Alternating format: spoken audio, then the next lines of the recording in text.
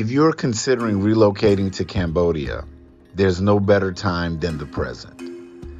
The Kingdom of Cambodia is located in Southeast Asia, bordered by Thailand and Vietnam. Cambodia is a developing country with a growing economy.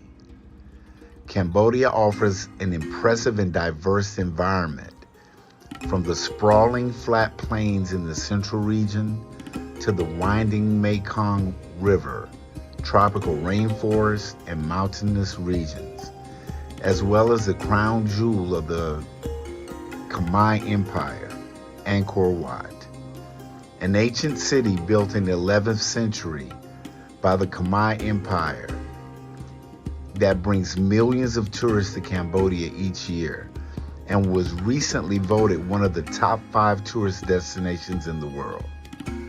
So whether you want to live in the bustling city of Phnom Penh or on the tropical islands of Coron, or if you even want to dwell among the temples of Siem Reap, Cambodia has something for everyone. But more importantly, Cambodia offers a great climate, a wonderful exchange rate, and most of all, the friendliest people in the world. Contact us today at Sincere Travel Services to schedule your consultation, and we'll help make your move to Cambodia as smooth and easy as possible.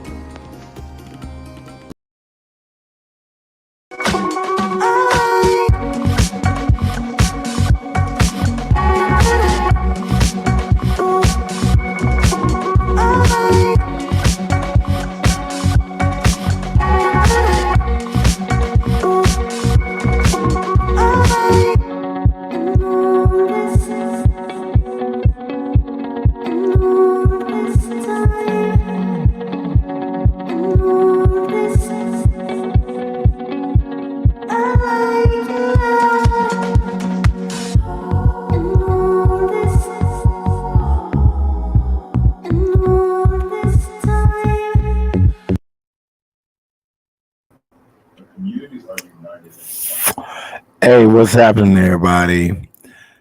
What is going on? What is happening? Hope everybody can hear me. This is Ed from Ed Travels. Welcome again to another live stream. I'm really on a mission now that I want the live streams to, I want to talk about current ongoing things, but I also want to talk about things that are important and advantageous to people that want to travel and that want to go and people that want to travel, people that want to go and create a better life for themselves. And I please ask you to click and hit the like button, subscribe. I really appreciate all the love so far. And today, I want to talk about escaping the matrix. To my man Ren in the building. Much love to you as always, my brother.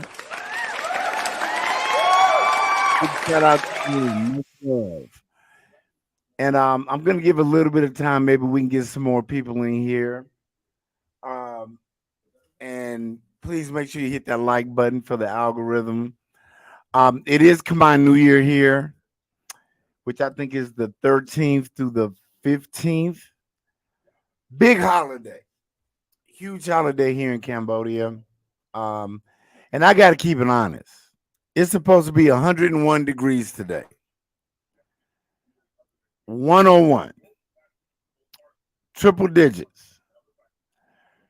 And I don't really want to be out there squirting water guns, running around in the heat like a maniac at 101 degrees.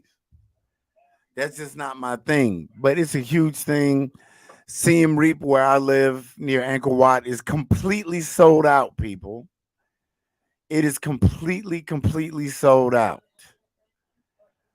You can't get a hotel room really, which is great, which is wonderful, considering post-pandemic. It's good to see the local companies and the local businesses getting back into it. But yeah, 101 degrees today. They're literally probably well over, I don't know, I don't quite know what the numbers are expected, but it's going to be in the six digits. Um, I wanted to show you guys something. I wanted to show you guys something. This is over at the Angkor Wat, uh, the temple, the main temple at Angkor Wat. And this is a Guinness World Record certificate for the largest display of origami hearts was achieved by the Union of Youth Federation of Cambodia in Siem Reap. So this is the main temple.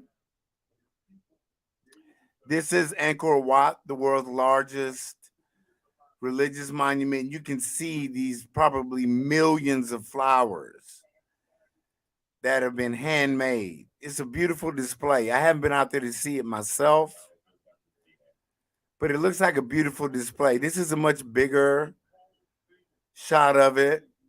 This is the main temple. These are the origami flowers. That's another look. But they had, and this is a much closer view. You can get an idea of how much work went into this. So I think that's kind of cool. I might head out there later to see what it's like, but as of now, yeah, here's another photo.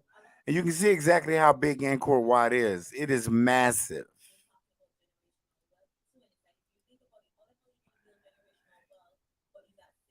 That is great.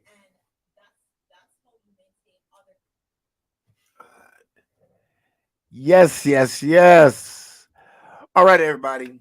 I'm back. We got 14 people in the building. Make sure you hit that. Mulatto Vanguard in the building. My man, my man. Thank you so much for the love and support. I really want to get into this really quickly. Everybody talks about the Matrix, leaving the Matrix. They're tired of being there. And I just want to go over a couple things that people need to think about. I left about 5 years ago. My man Kang travels is your explanation for offers there in Cambodia. We're here for listen the exit plan. A lot of men aren't or can't endure what is some. Okay, sure, and that's the purpose. This is not clickbait or not included in a position they're currently that could help them leave with more easier. And that's my purpose. That's my purpose. So let's get started. Anybody that wants to listen, I'm gonna make sure that the live chat replay is on for this video. I have to wait to get back into the settings. Okay, people. Number one, let's get started. Research. Okay.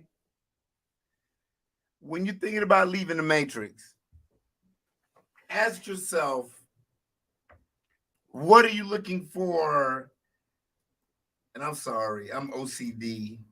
There's something under my fingernails, and I just hate the way it looks. All right, I'm good, I think. But research, research, research. Um, what are you looking for? And what I mean by that is you're leaving the US. So we need to take into consideration simple things. Um, are you looking for beaches? Are you looking for mountains? Are you looking for big town, small town? Or are you looking for a metropolis? And let me give you some ideas. Do you want to go somewhere like Bangkok, Thailand, which is, I would say, would almost be like Chicago, right? Extremely modern. There's a lot of things going on. Do you want to go? And Mulatto, I went solo when I went there. Well, it was sort of solo. It was me and my best friend Jarius. We went there together, and then we linked up with some people. So I kind of went, but most of the places I go solo. But where do you want to live? Like here, and again, not just probably Cambodia. I'm using it as an example. Do you want to live here in Siem Reap where the population is less than 200,000 people? Permanent population. Do you want to live in Phnom Penh where it's more like 3.5, 4 million people? Do you want to live in Bangkok, which is a bigger city with 2 airports? Do you want to go somewhere like the Philippines? Are you a beach person? With over 7,200 islands. What is the food like? What is the weather like? Now, here in Cambodia, we have 2 seasons: rainy season and the not rainy season. So right now, we're not in rainy season. That's why it's going to be 101 degrees today. So you got 6 months of heat, probably 5, 6 months of rain. And that research, take a note. I want everybody to, if you got your pen and paper, if you can remember this, take a note. I hit that strictly by mistake. Take a note. Research does not mean watching a YouTube video. It does not mean watching, that helps a lot. It's a great resource. But find out more about that country, the political status. Are they going into civil war? What is their currency looking like? And I'm going to touch on that later. Do your due diligence before you get ready to go. And I'm going to give my number one. I'm only going to give one. At the end of this live, when we get finished with this topic, I'm going to give you my number one country. I think if you're looking for somewhere to move to, and it's not Cambodia, that if it's your first trip, your first place to travel internationally, that you should go check out. Ren, you're right there with me. Ren says cost of living, relaxed environment, friendly people, not a real beach person. Yeah, and I'm going to touch on all of those. Number 2, this might sound silly, but if you're planning to live or work in another country long term, you need to look at the visa process. How long do you plan to stay there? Every country is different. Are you going to need a work permit? And what are you going to need for that? Is there a language requirement? Some countries, in order for you to stay there, I know Portugal, the Netherlands for sure. If you want to stay there long term, you have to be able to speak conversational Dutch or conversational Portuguese.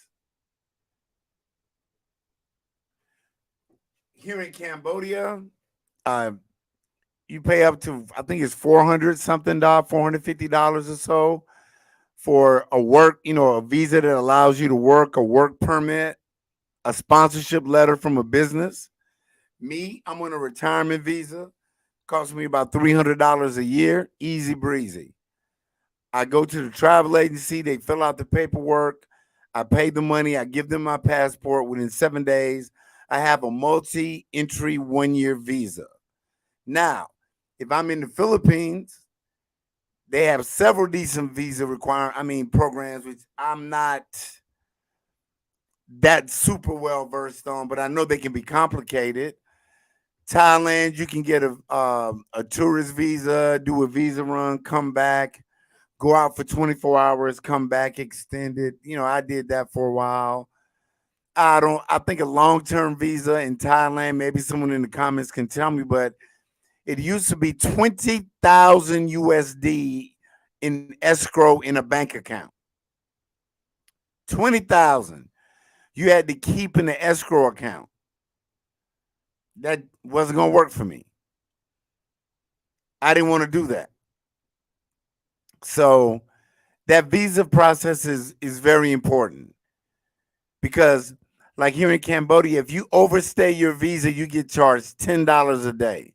So that's $3,650 a year you're going to get charged if you overstay your visa expires and you overstay.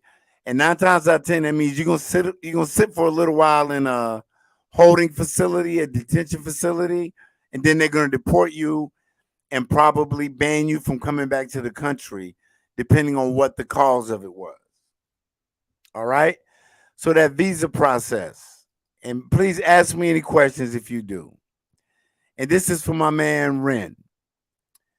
One of the biggest things that you have to think about if you move into another country is what is the cost of living? What is the cost of living? All right. And I'm going to give you guys just a little view.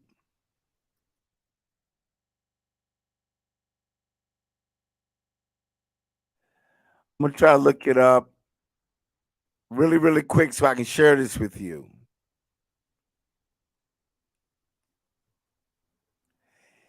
And this is going to be another one of those fair use things. I don't want to get, no copyright strike, but I definitely want to share this.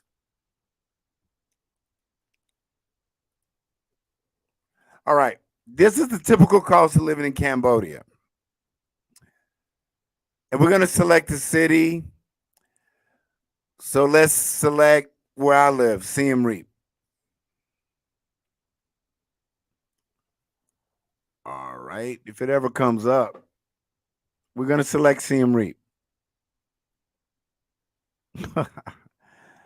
Come on, work with me. We selecting the city, Siem Reap. All right, cost of living, Siem Reap. And if you guys can see this, inexpensive restaurant, a meal is from $2 to $8. Meal for two, mid-range restaurant, $3. And I'll let you guys look at this for a moment. I have to take care of something.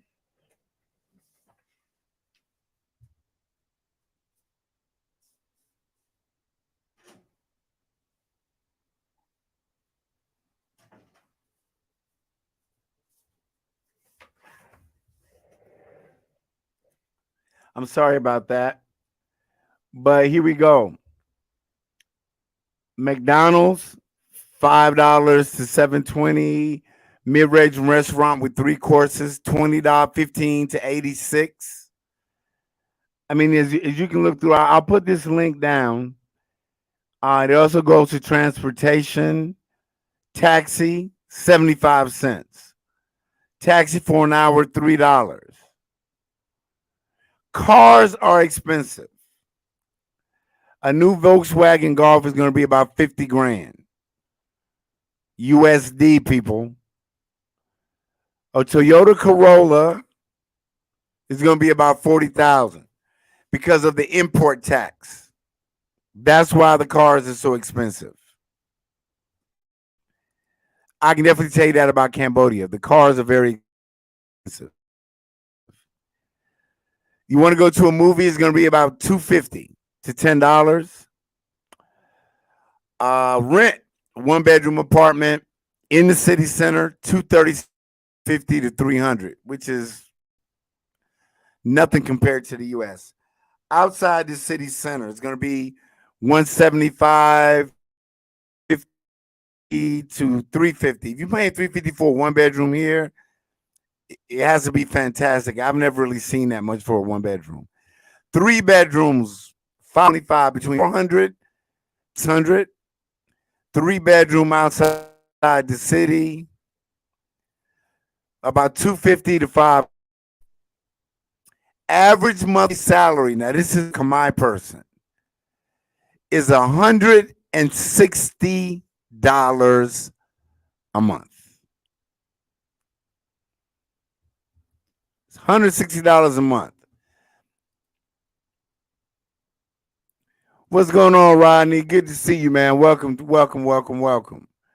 Right? So that just gives you an idea. And that's, again, ties back into number one. Right? It ties back into number one. Cost of living, exchange rate ties into number one. That's part of your research you do before you go. Right? Which then goes to number four. Employment. You know what the exchange rate is. You got an idea what the cost of living is. So where are you as far as money goes? And I would say that you would, let's say for instance, it costs you, make it easy, a $1,200 a month. That's including rent, utilities, housing, food, total for you as a single person to live in the country. I would say make three times that to be safe. I would say make at least 3,600 a month. That'll take into account any emergencies you might have. That's just what I say. But when it comes to that as well, if you're able to, let's talk about this is a 2022 list, but the best high paying job, remote jobs in 2022.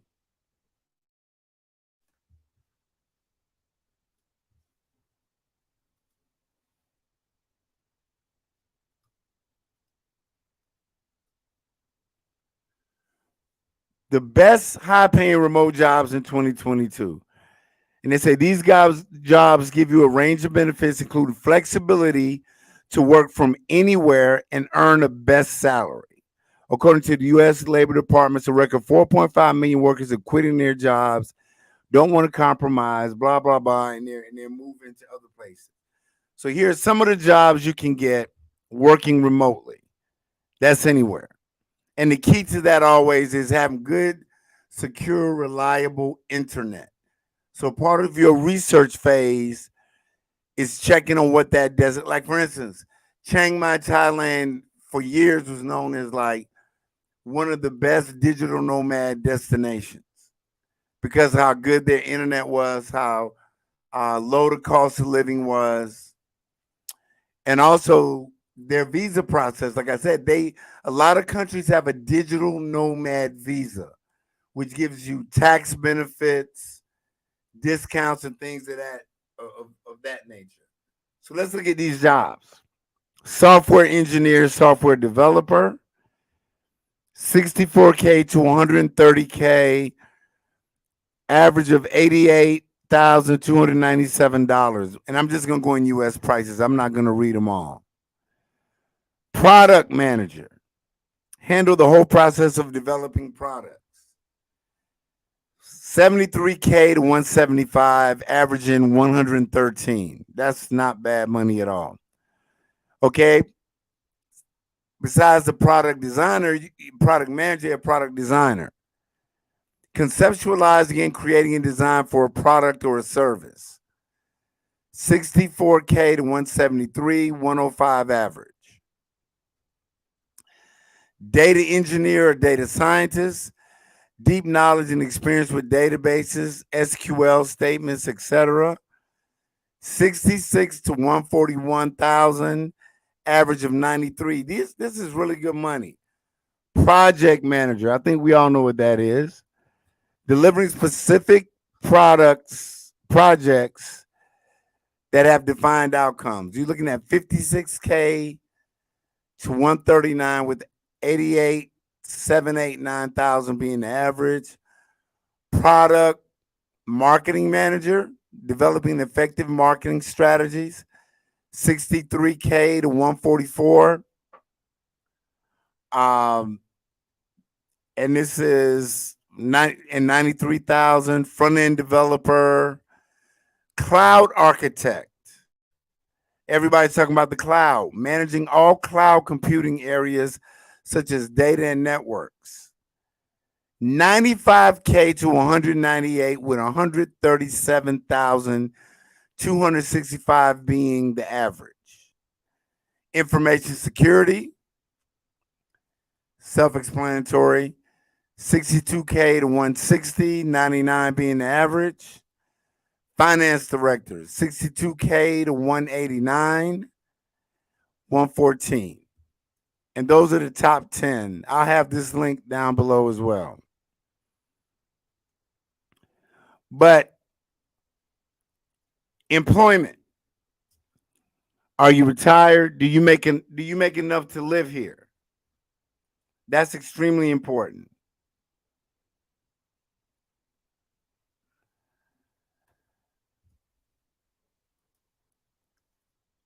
Our dark energy, A, because the cost, the way that they survive off 160K is probably they own the place they live in. $160. They earn the place they live in.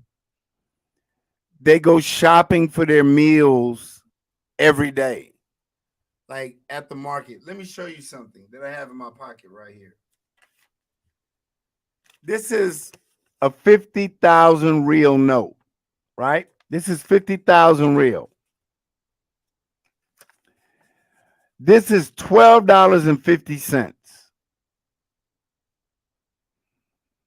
This would probably buy a family of 3 or 4 a meal for 2 days. 10,000 real. This is $2.50. 20,000 real. This is $5. So typically, if I get a tuk-tuk to take me from my house into the city, that tuk-tuk is going to cost me 5,000 real, like $1.25. So that would be half of this, $1.25 to take me from my house to the market. So yeah, I mean the cost of living is nothing. So think about that, dark energy. If the average combined person is making it for 30 days on 160 and you're coming over here with 2,500 a month, you're going to live like a king if you manage your money correctly. You're going to live like a king. Like what I do now is the exchange rate is, we can look at the exchange rate. I think it's 4,100. Currency converter, US dollar. Okay. We'll look at it real time. This is the exchange rate right now for the dollar to the Cambodian real. So let's look at this. $160 a month equals 650,080 real. So that's what the average salary is for someone here. 650,000 real. Right? That's $160. Let's say you make $2,500. That means you make 2,500. Yeah. Oh, it's more than that. Let me take that out. I think that's messing it up. Okay. The comma messed it up. But basically, so the average Cambodian is living off 650,000 real. If you come here with 2,500 a month, you are making, let me make sure I get this straight. 1, 2, 3, 10,157,500 real a month. They're making 650,000 real, and with $2,500, you're making 10 million. 10 million real. Yeah, outlaw. I love Cambodia. I'm self-employed, making my 3K. I have low overhead and probably use. Yeah, 3K is wonderful. A $250 apartment. I mean, you'll spend well under $1,000 for all your needs. Kang, the digital nomad. See, the traffic exchange gets to me, especially when no one explains it. Your mini tutorial is important because most people don't understand. Yeah, 160,000 real is $160 is 650,000 real for a combined person. $2,500 a month is almost 11 million. 11 million. And they're making 650. So that means if I'm making $5,000 a month, I'm making almost 20 million real.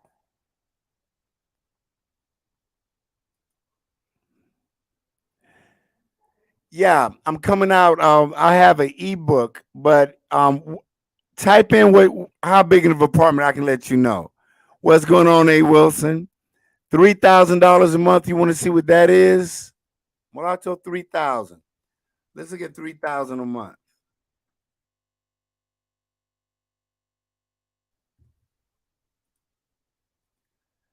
3,000 a month. Mulatto is going to be about 12 million real. 12 million. 12,189,000 real. Let me show it to you. I want to make sure you see it. I want to make sure you see it. Because maybe the purpose is help you see how the exchange rate works. $3,000 USD, 12,189. Well, 12,189,000 real. That's of March 24th. That's the rate for here in Cambodia. Okay, for instance, let's change that to the Colombian peso. The Colombian peso, that would be 13 million. So maybe a million, it's about the same, right? Because how much is $1? One US dollar is about 4,400 pesos, about 4,000 real. All right. So that just gives you an idea. Let's look at Thailand. Let's look at the Thai baht. I have no idea what the Thai baht is right now. The Thai baht. Come on, man. Let's get down here. US dollar. I don't know what's going on here, why this won't change. Okay, that's the euro. Let's look at the Thai baht. Let me try this again. $1 equals 33.98. So 3,000 US dollars is about 101,000 Thai baht.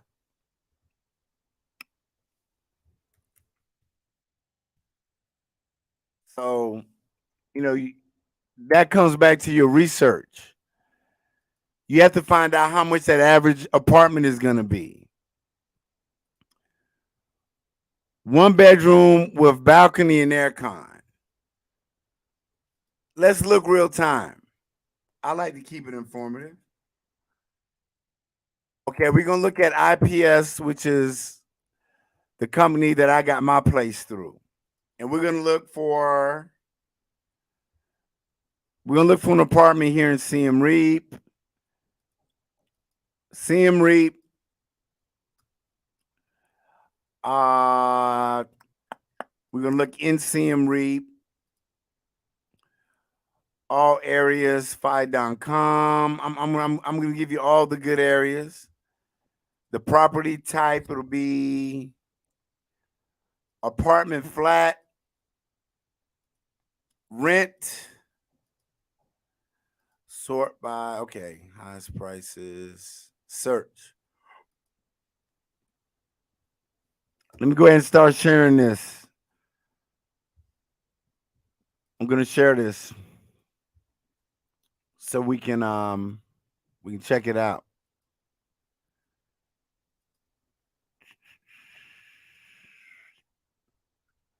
All right, let's go. One bedroom apartment, Rose Apple Square, $500 a month. Now, this is a brand new building. I haven't even heard of it yet. Laid back, one unit, one bedroom, bathroom, fully furnished, ready to move in, lounge set, dining corner, compact kitchen, complete refrigerator, bedroom features direct balcony access. Rentals also inclusive of a pool, gym, parking spaces for cars and motorcycles. About 7 minutes from the big Angkor Market, 10 minutes from Angkor Golf Resort and Samika Market. Right, so let's look at it. Flat screen comes in. This is new. This is kind of expensive. This is 500. Full size refrigerator. Pretty nice kitchen. Yeah, this is brand new. Got a little balcony. Definitely has aircon. Yeah, but you can see this is it's in a new development. Comes with a washing machine, uh, glass shower. Okay, that's one, and that's Rosa. I haven't been there. Okay, let's look at another one bedroom. Now this is near where I live, and this is $250 a month for a one bedroom. So you can see the difference. A little bigger, has a pool. See the aircon unit up here on your top hand right? That's the aircon unit. Marble, nice floors. Smaller kitchen. Bathroom, enclosed glass shower. Nice hallway with the elevator. See the elevator over here on your left? Again, has the pool. And this is $250 a month. That's $250 a month. Yeah, well, we can look at that as well. Hold on. Go back.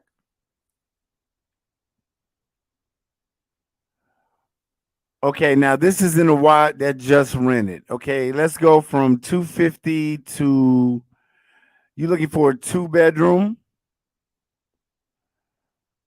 Okay, this is 650 2 bedroom near where I live in Sphai Dangkam. 2 bedroom, kitchen, full size refrigerator, flat screen, washing machine. And it doesn't have the like the stove on top of the rooftop. This is a real propane stove, which is great.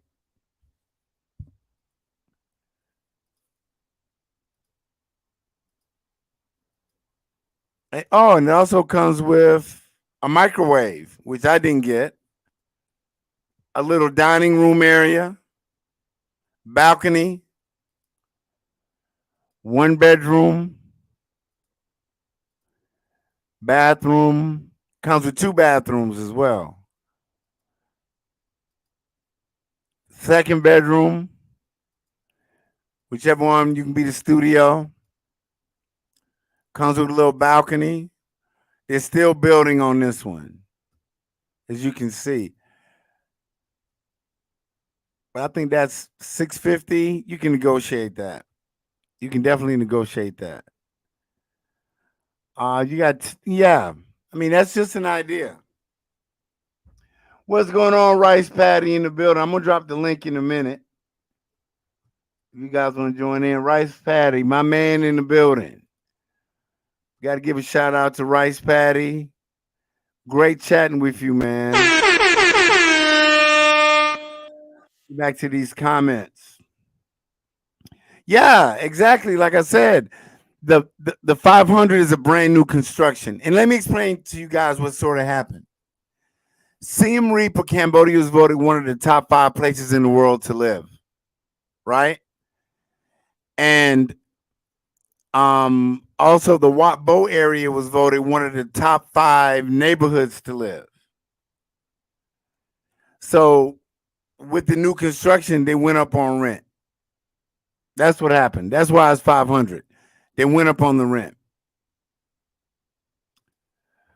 Okay, original man said I saw a condo both $400 a month. Yeah, Cambodia is cheaper. It is cheaper. Kang says, that's what's up, gents. Hey, look, most places don't even come with a dryer. I wouldn't buy a dryer here. You don't need it. It's hot 98% of the time. So they got like a little clothesline in the back, or you just hang your clothes on these. You can buy a little rack for $3 and put it up, and that's what you can do. Hey guys, I'm gonna be right back, and I'm gonna drop this link. This is Ed from Mad Travels, and I'd just like to introduce my featured channel, which is the Day in the Flow podcast.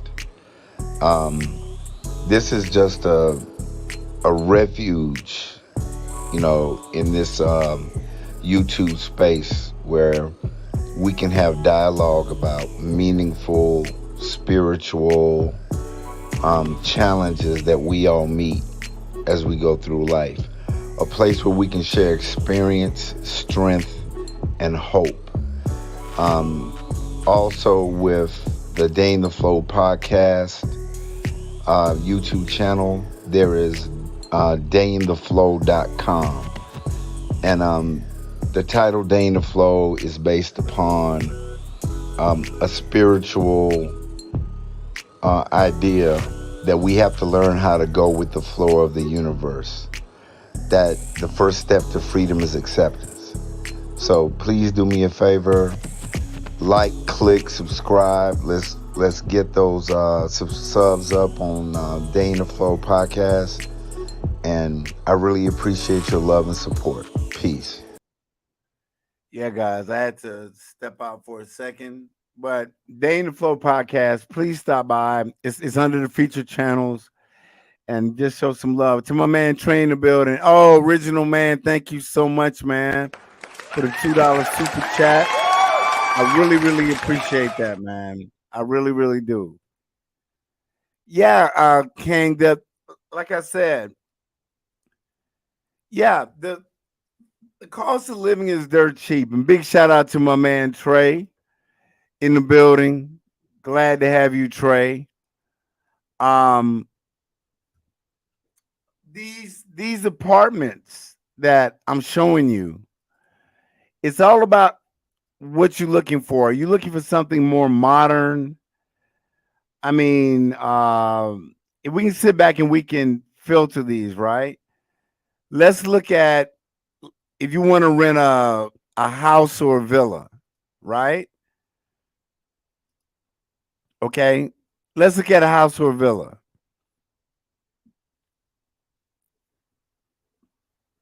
Okay, let me try to find one. Let me try to show you one. And again, most of these just rented. So this is a 3-bedroom villa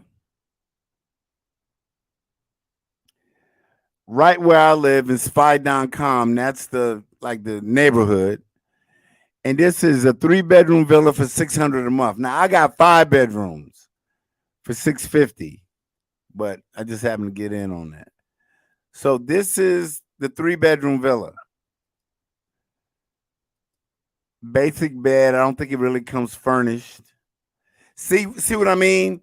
That it doesn't have a stove. It just has this burner, this stove on top of the sink, on top of it. A lot of places here are like that. You have a propane tank underneath. And this is more of a traditional house. This really would not be up my alley. But depending on what you want to spend, because a lot of these places a lot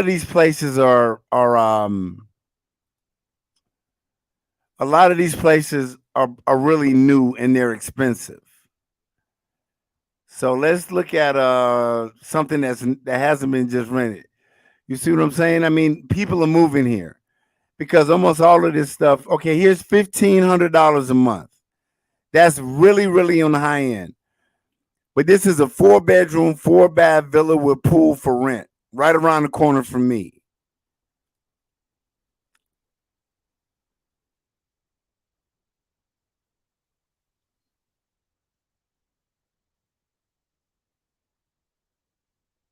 Four-bedroom villa with a pool,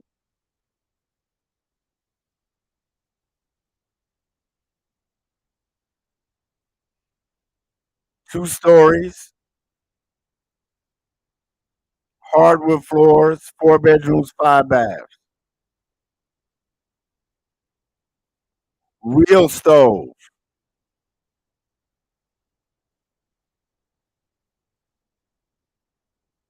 Now tell me where you could get this in the USA for 1,500 a month. Real bathtub.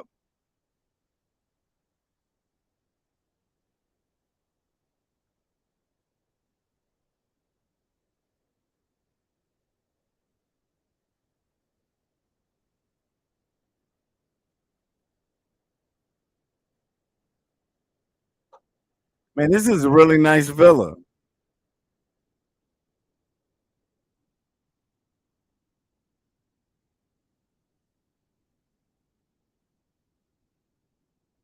Wow, really modern shower.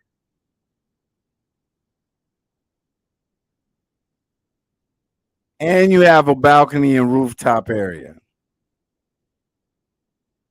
And swimming pool with water feature.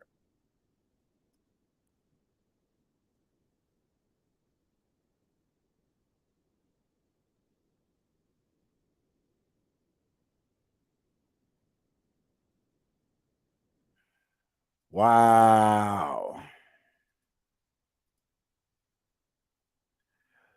Okay, you couldn't see it? Oh my goodness. Why not? Uh, share screen. Hold on. All right, here we go. I'm gonna do it again really quick so you guys get an idea.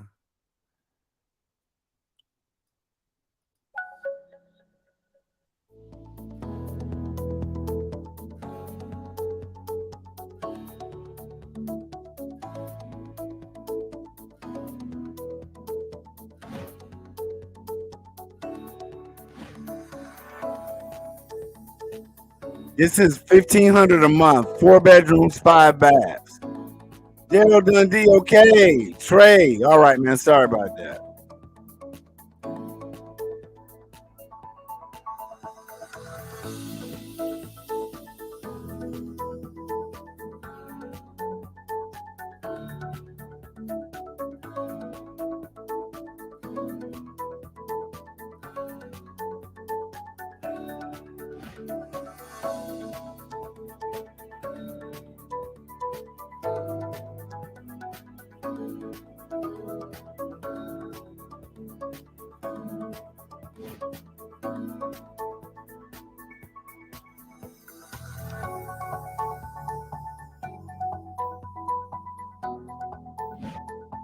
Yeah, exactly, Trey. 1,500. Modern, brand new. And they're building more and more of them every day. Now you could have some parties up there.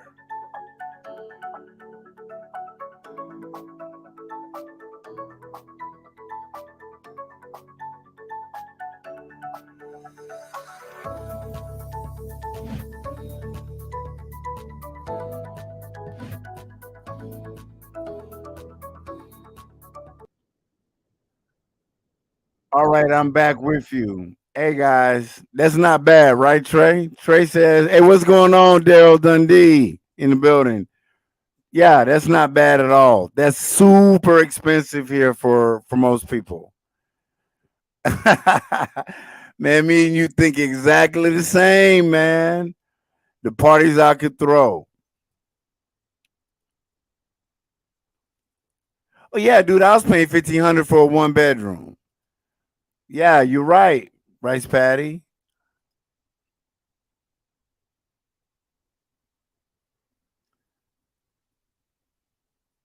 Oh, what's going on, bro? How are you, man? What's happening? Kane, the digital nomad time traveler, says, "Do you have propane in your unit, and how much does it cost a month for refills? Is it safe?" Yeah, I got propane. It cost me about $21 for the large canister. I just make a phone call. Um, the guy brings it out on the motorbike. It lasts me 2 months, I would say. There's a lot of cooking that goes on here, but it's safe. Yeah. They just bring it out and they replace it. I could call the landlord, but since I got people here that speak Khmer, I just do it. Yeah, find a wife and start a family in that dwelling. Yes, I mean what I'm saying is there's something for everybody. Like I said, my place is a little older place, 5 bedroom, 5 bath, but it's 650. The video is on the channel, but that's one of the things. Back to the point of the video, just like my man Kang said, he said that he is an island guy, right? He's an island guy, so the last one I showed was 1,500 a month, and that's on the very high end. But look what you get. I mean, I could afford it if I wanted to, and it's got 4 bedrooms and 5 baths with, yeah. But I'm not trying to be greedy. I'm good where I'm at. So let's look over those things again. I really want everybody to see this. Do your research before you leave. Where do you want to live? What do you want? Check out the climate. Check out the political and social structure of where you're moving to. Thank you so much for the likes. Let's keep them coming. The social structure, the politics, the currency, things of that nature. Okay. Number 2, what type of visa are you gonna need? Work visa, digital nomad visa, um, all of that's available on whatever country you're going to's, like ministry, their website official. The cost of living and exchange rate, that can be easily found to give you an idea of how much money you're going to need per month. Your employment, are you retired? Are you going to work remotely? Are you going to be a part-time expat? Live here, go back to the States, make your money, come back. Medical care, what is the medical care like? Cambodia's medical care is decent. It's not the best, but you're only at an hour of flight from Bangkok if you really have something major. All right, let's go back. P. Gorgeous, welcome to the building. He says, I like it, but I don't want to furnish it fully furnished. Yeah, it comes, my place came, all the beds, the couches, all of that. In order to make my little studio, I had to take a bed out. Yeah, I mean, it's something for everybody. There are reasons why I prefer Cambodia over Thailand, but there are also reasons why people prefer the Philippines over Thailand and Cambodia. It's all up to you. Thanks a lot, Rice Patty. Thanks a lot, bro. Let me drop the link. I want to be able to have people on if they got questions before, you know, put it on here. And so if anybody got any questions, hit me up about escaping the matrix. It doesn't have to be about Cambodia, it's just in general. I think one of the biggest things you have to do is you just have to make up your mind.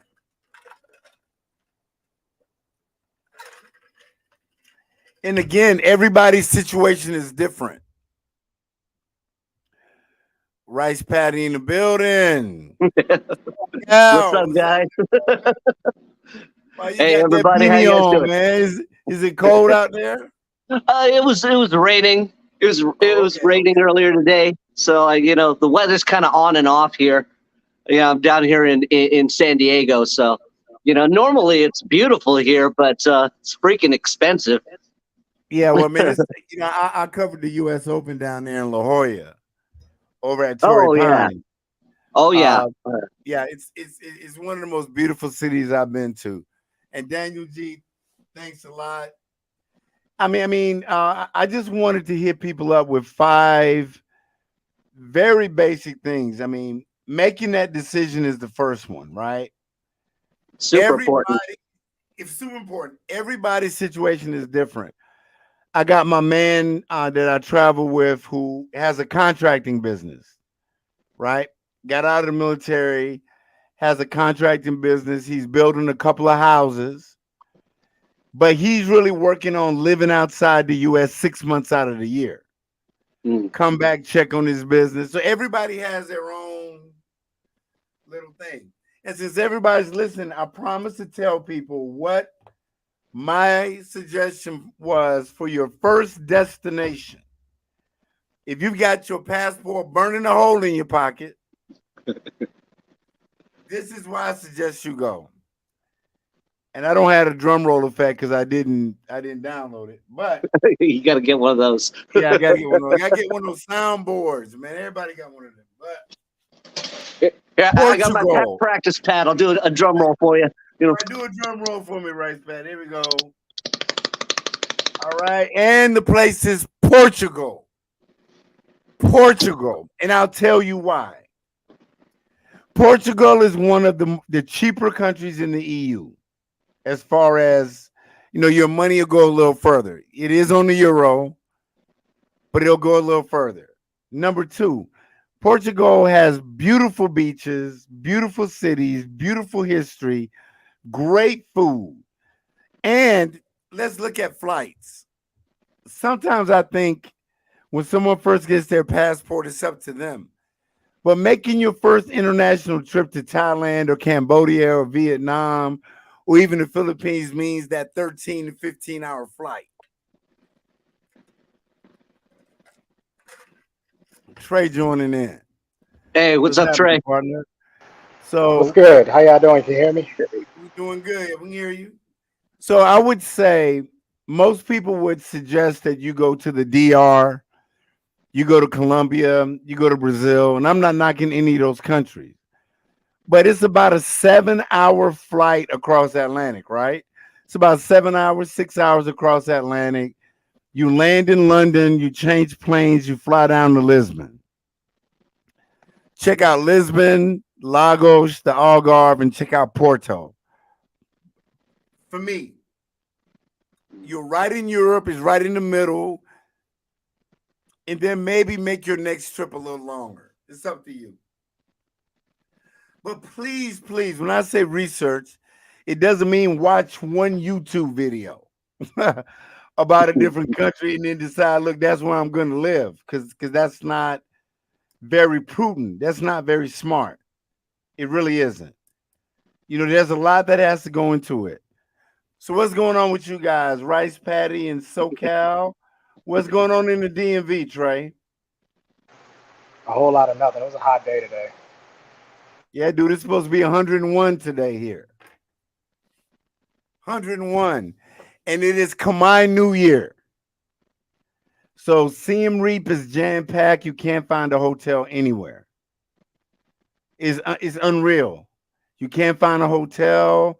You got tour buses. You got the Chinese people. You've got everything. You've got everything here. Original Man says New York and California are very expensive. Matter of fact, the Bay Area is more expensive than Manhattan. Oh yeah, there were people out in San Francisco that would think that they're lucky paying $3,000 for a room, and I'm just like, man, we got different ideas of the word lucky. I call that getting conned. Even when I lived in the DMV, I lived in Capitol Heights. Trey knows where that is, right by Addison Road Metro. In those new condos, and I used to live in right by Andrews in Camp Springs. It's still not cheap. Even living in Merlin, it's still not cheap. It's still not cheap at all. Look, I used to live in Waldorf. Me and my ex, we rented a house in Waldorf, and it was $1,800 a month, and that was a house. Wow. I mean, here, 1,800. Besides that apartment, well, that villa that I showed for 1,500, it almost makes sense because it's a brand new construction, right? We lost Trey. It's a brand new construction. Whatever, Trey. I don't know. You Come got back, the Trey. water feature. You got the water feature, you got the pool, you got 4 bedrooms, you got 5 bathrooms, which kind of lets me know that every bedroom has a bath, and then you have a guest bathroom, right? And then you got the full kitchen. So for CM Reap, that's kind of a new thing. You know, Mm. when CM Reap was voted one of the top 5 places to live in the world, all the landlords are like, oh, all the new construction was like, well, hold on, Yeah, you know, everyone we wants to need to develop adjust now. the prices accordingly, which is still cheaper than than the US. Easy. I can't imagine how much that would be. Okay, Trey, I got you. He said his headphones died. But so how much would that a 4 bedroom, 5 bath in San Diego cost, Rice Patty? Oh, dang. Well, let me give you some perspective. Like I live in a 3 bedroom, bedroom house. I got a big backyard and a sunroom, which I'm in now. You know, it's a pretty nice house, but the mortgage payment is somewhere around like 5 grand a month here. So yeah, Oh, so yeah, and I'm not even close to the beach here. You know, like I'm a little farther inland. So that might give you some idea.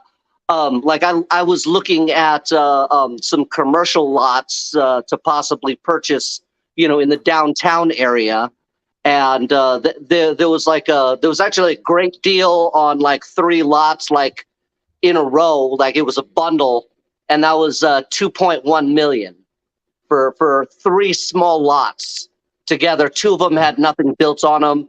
One lot had a rental property on there, I think, with like 2 units on it.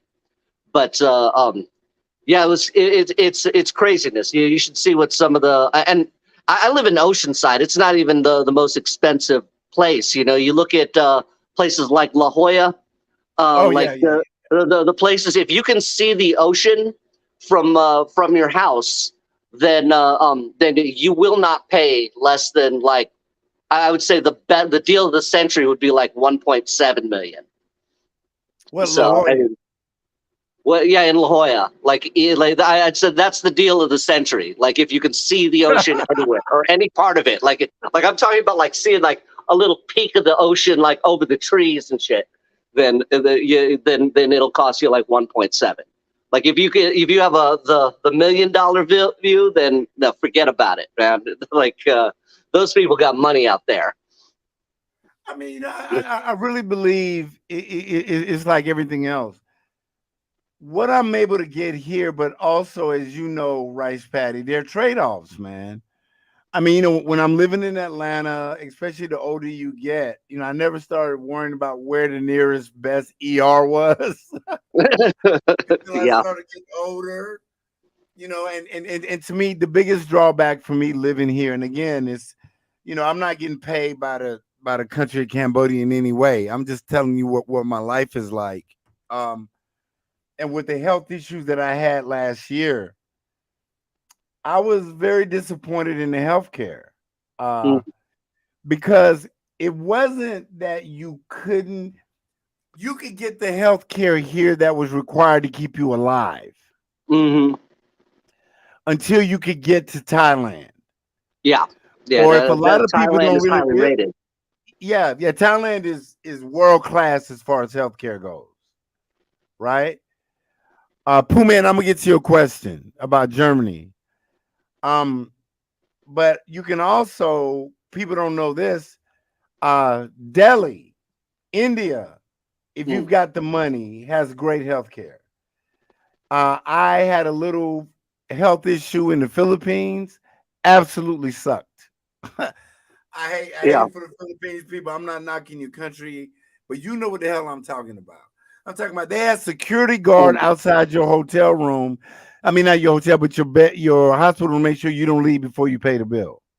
Yeah. Fucking security guard, bro. Yeah. And they want you to pay everything up front, even though I had health insurance, even though my health insurance called them and said he's covered. I heard the conversation. They said, nope, we know he's covered. Ron in the building with the $5 super chat, man. Thanks a lot, bro. And I'm gonna say something It was to you at this guys moment that he that are knew starting he fucked up. the guys that are starting a YouTube channel or thinking about it. I'll give you FYI. But Ron, thanks a lot, man. You drop the link, brother. You drop the link in the Cambodia chat. is an option, man. I'm gonna tell you this. No, it's not Bangkok. No, it's not Pattaya. It's not Manila or Cebu. You know what people fail to realize is that Southeast Asia is not a monolithic area. Laos has its own culture and food. Thailand has its culture. Cambodia, Vietnam. Cambodia is slower. I mean, just period. It's a slower pace of life. I mean, you can get into trouble anywhere you go. Believe me, I know. Yeah. Well, I got to come and visit you when I get out there, because like next year after I retire from restaurants, I'm planning a Southeast Asia trip. I'm gonna spend at least a month in Vietnam with my cousin. He married a Vietnamese girl. He lives there full time. He's lived out there for years. He's a digital nomad, and then I definitely I love Thailand. I want to spend at least a month there, and then I wanted to explore places that I hadn't been before. So the two places that I haven't been that I'm really curious about are Cambodia and the Philippines.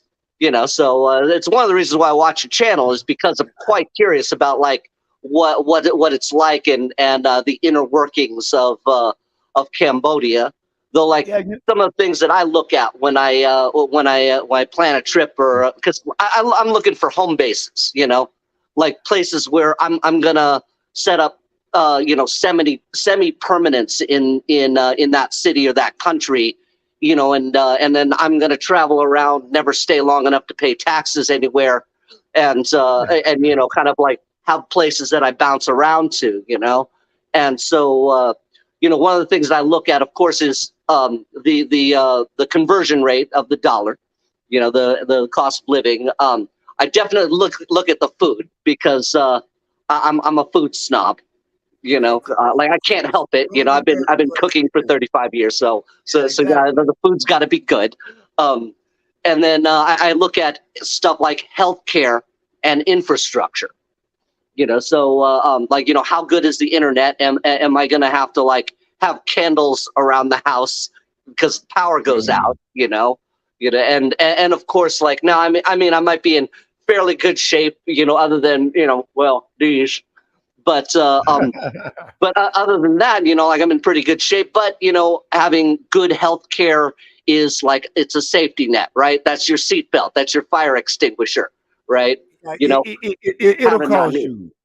You get and Pooh, man, thanks so much for being here, man. Germany, I'm gonna get Germany because I got a friend of mine that just moved from Oregon back to Germany, and I'm not quite sure what the cost of living is. I'm totally in the dark about it, but that was my first duty station. This was back in the '80s, so I loved it there, though. I loved it. So I get back at you with that, Pooh, man. Hit me up on IG. The thing about it is, Cambodia, I like the food. To me, no one touches Thai food in Southeast Asia, top to bottom. Thai food is the best. I think that Cambodia and Vietnam might be 1B. I mean 2B. Vietnam might have a slight edge on Cambodia, but Cambodia has some very good food. I really think the Philippines sort of brings up the rear. I'm not really into their cuisine. But the thing that I do like when you talked about a base is that Phnom Penh Airport in Phnom Penh has, even here in Siem Reap to a certain extent, but Phnom Penh even more, has direct flights every day to Bangkok, to BKK, where you can connect to anywhere. Okay, and then you're about 2.5, you're about 3 hours from Manila. You're only 45 minutes from Ho Chi Minh City. Then you're about an hour and a half from Hanoi. You're about 2 hours from the Philippines. I mean, from Singapore. Okay. All right. Cool. You're about an hour and a half from Kuala Lumpur. I'm looking at those Singapore banks. Like that's what I want to get at. I want to, that like International banking, guys, for everybody that's watching. Okay, the United States banking system sucks ass. That's all Compared I'm to gonna tell you. All right, Singapore, Hong it Kong, that sucks. whole thing. And savings accounts, they suck. Okay, it's not even as good as putting money underneath your mattress, because what you're saving, or what you're earning in interest doesn't even keep up with the rate of inflation. Your money's actually losing value as it sits in your bank account. So the only thing that's good about a savings account is that it's accessible to you. All right. So you have an emergency fund in your savings account. Everything else should be towards something that's earning you like a high rate of interest, at least 8%, to keep up with the inflation. Yeah. So just to let you know, I know I kind of digressed a little bit there, but I It's mean, okay. it's important that people know this, okay? That that everything has to be put towards assets, things that make you more money, okay? Every time you do that, you give yourself a pay raise. All right, that's how you build passive income. I mean, and that's how you're able to like travel full time, is to like have those avenues where you're making money in your sleep. Yeah, Where multiple you don't have to streams of punch a clock, income. right? Like there's a friend of mine. He's an Air Force guy. We met in Columbia. He lives in the Metro Atlanta area, right? Shout out to my boy AD down and he lives basically full time in Brazil. He lives in Rio, but he has two pay for rental houses in Metro Atlanta, Yeah. right? Boom. See So right there. he's pulling in a couple of G's a month off each property because it's Yeah. being That's rented great. in like Cobb, like Cobb County area. So it's a very nice area. And just the rent from one of those places pays for his condo, down in Brazil. You know what I'm saying? So Yeah. so when you're moving here, you're not worried about that. But look, I will give you guys a word of warning about Singapore. It was at this moment that he knew. He fucked up. It was at this moment that he knew. He fucked up. Singapore is not the country to F around and find out in. Trust me. It is a beautiful country, probably. Going to Singapore, oh my God, man. It was one of the cleanest places I've ever been. Nicest people, amazing food. But don't litter, don't chew gum. Definitely don't get involved with anything that changes your mindset, if you understand what I'm saying. Don't smoke nothing, don't snort nothing, don't take nothing. Because Don't you're gonna spit. get life or they're gonna delete. Period. And they're not playing. I mean, Singapore is a little bit expensive, but the banking system there, and I went to Hong Kong. Yeah, international banking. It's a spot to go. And like I said, with Southeast Asia, it's developing. Again, that's why I like Cambodia. It's a developing country, right? And I'm gonna give you guys another piece of advice when it comes to Cambodia. Listen, man, the political things that go on here with our prime minister, they're none of your business. Okay?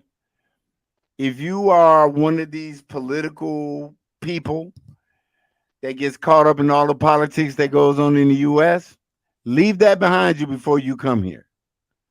You don't have a dog in that fight. Trust me. There was a young lady here who had a reggae bar, and I loved it. It was called Soul Train. Go down to the reggae bar. You could buy your, little whatever it is, $1. You can get the all tobacco one or the all regular one. It's up to you. $1.50, right? Reggae music blasting, good music, good people. None of that. Well, one night she drank a few too many Cambodia beers, smoked a little bit too much ganja. So she decided that it was a good idea for her to get on Facebook and speak her mind on the leadership of the country of Cambodia. and it wasn't nice what she said. Mm. Was it true? Probably. It doesn't matter though, No, right? it doesn't. So Right. she says this. She says this. I think I might have been in Phnom Penh, but I came back. And I said, hey, man, I went down to Soul Train the other night. And it was, I mean, it was closed. What's going on? They said, bro, you didn't hear? I said, hear what? They raided it, man. Must have been close to 100 cops. Somebody printed her post in the Phnom Penh newspaper. Now, I'm going to give you one guess who owns the major newspapers in Cambodia. Just one guess. You know, I wouldn't say it was the government, wink, wink. Who owns the newspapers?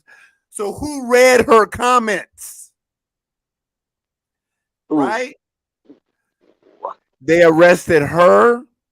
She was married to a Khmer guy, right? You're right, Daniel. Singapore is for visit only, right? She's married to a Khmer guy, arrested them both, and sentenced them to 7 years in prison. 7 years, people. You heard that. She was Australian.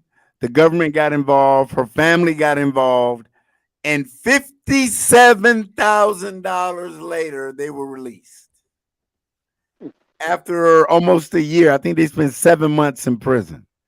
But I'm not telling you what I heard. I ran into her after that happened at a bar. And she was just shaking her head. She said, man, I made a mistake. I said, yeah, you did. When you come here, I want you to remember one thing. They want you to come and establish businesses and pay taxes and help the local income. Okay? I've never heard of the government here ever trying to stop someone. Rice Pat, if you want to come here and start your own little restaurant, they don't care. Mm. Just get your permit, pay your taxes, don't talk trash about the king or the prime minister, and just move on with your life. Hire some Khmer people for staff. You know what I'm saying? Yeah. That type of thing. But people come over here and they drag the Democrat, Republican, left wing, right wing, thinking that they need to get involved in the politics of what's going on in this country. And no, man. I'm not with any of that, personally. I mean, to me, like, right, left, they're all this, they're politicians. They're all the same collective Their wings on the piece same of crap to buzzer. me. Their wings on the same buzzer. Left wing, right wing, they're all connected. But I've seen it, Rice Patty. I've seen it. And you know what else I've seen? I've seen certain because let me tell you something. When it comes to speaking to some Khmer people, you don't know who they are. You don't know who they know. You understand? So Oh, yeah. if you're at a restaurant and all of a sudden you got a Khmer person that you don't know that wants to speak to you about the politics of the country, is the best thing for you to say you don't know nothing. Because you don't know who that person is. You don't know whether they're baiting you into that conversation. Mm-hmm. And that's not just here. But if you know anything about Thailand, don't say anything about the king, even though he passed away. Don't. That's the easiest way to get blackballed and kicked out of the country. Believe it or not, Cambodia still has a king. It's more figurative because we have a prime minister, but we have a king. The Philippines don't talk about politics. You're just a guest here. You know what I mean? My man, Rubber Band Man in the building. I knew you'd have to make an appearance sooner or later. What's up, brother? Rubber Band Man. Hey, the whole thing about it is this, and I love having Rice Patty on. I love your input. The thing about it is this. I got an Amazon Fire Stick. Mm-hmm. And I got my VPN on my Fire Stick, so I'm able to get all the US content. Now, for 4 years, I only had Cambodian, Thai. I had a couple of what you call it. Hey, good. Glad you can make it, Rubber Man. And I had like BBC. and they Hmm. had like CNN Europe, this and that, whatever. But I don't watch them. And but with the Fire Stick, I can get local news in the U.S. I can get San Diego, I can get Chicago, I can get Tampa. You know what I mean? Yeah. Yeah. I don't know if that's a good thing or not. Hmm. The Well, news is it's so depressing, man. I mean, I don't even bother with it because I mean, they never tell you. They only tell you what they want to tell you. You know what I mean? And usually it's because they have some sort of agenda behind it. And most of the time it's not anything good. You hear about all the crappy things that happen. You don't hear about all of the people that are doing good, you know, very seldom do you hear about people doing the good things. And I know that there's a bunch of them out here. You know, there's a lot of genuinely good people trying to do good things, and you know, just crickets with the media. No, like no one's paying attention. They want sensation. They want people to feel something about If the it leads, news. it bleeds. That's Yeah. what they used to say. If it leads, it bleeds. I'm dropping the link if anybody want to jump in. I mean, my thing is, I was watching it the other day, and Rice Patty, man, it was mass shooting here. Probably less than 24 hours later, it was mass shooting somewhere else. And then there was these three kids down in Florida where they handcuffing a 12-year-old. And I'm just saying to myself, like, you know what? Yeah, there was some crime. There was some crime here lately in Siem Reap, but it was more of a family thing. You understand what I'm saying? Yeah.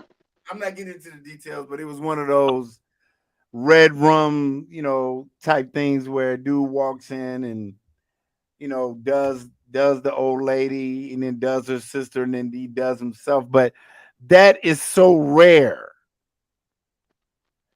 You know what I'm saying? That's so Yeah. rare to hear. And that was really about money. They were arguing about money and poverty. You know what I'm saying? That was really Hmm. a family thing. You're not going to see that type of thing. And you're right, Daryl. I didn't realize how it was until 3.5 years of not watching the local news. Right? I'm in Atlanta. I'm having dinner. You know what I'm saying? But I'm sitting in the dining room, but I can hear the TV in the living room. And Rice Patty, the local news in Atlanta comes on. Oh my good.